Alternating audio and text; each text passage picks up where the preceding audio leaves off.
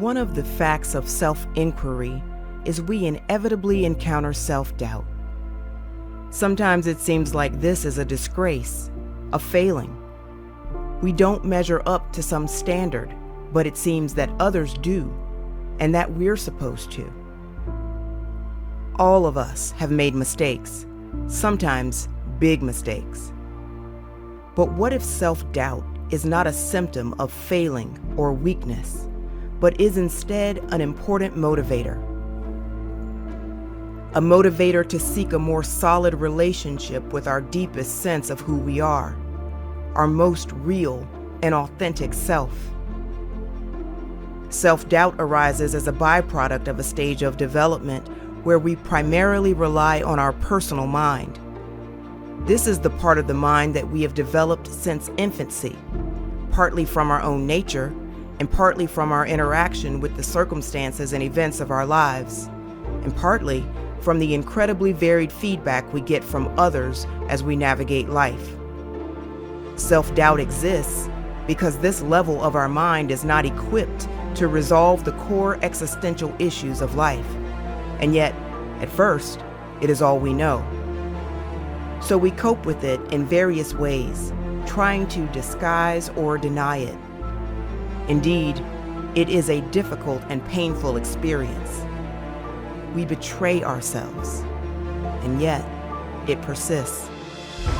At some point, perhaps, we gain the courage to face this dilemma. Often there are new behaviors we need to adopt. But more than this, as our self-honesty grows, we recognize the myths we have created, and they become less and less convincing.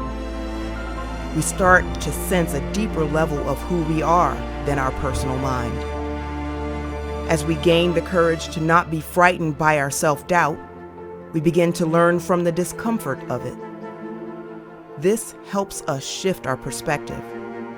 We start to gain a recognition of that aspect of us that is the essence of self-worth, which is uninjured by all we've gone through.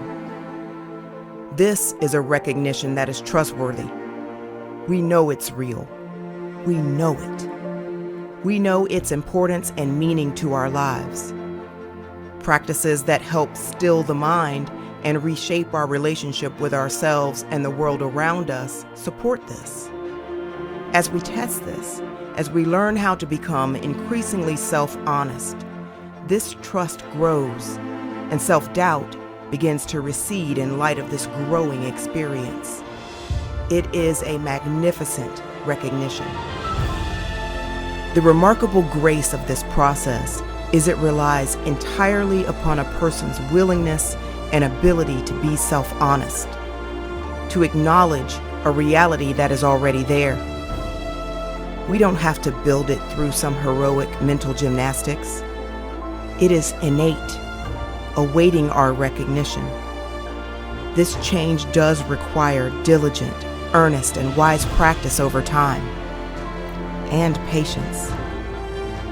You build this capacity to trust, brick by brick. You trust your deep nature a little further. You learn from this and what it means, and this furthers the next step of trust. It resonates with a deeper sense of conscience and purpose. We live more aligned with our deepest sense of ourselves and what matters.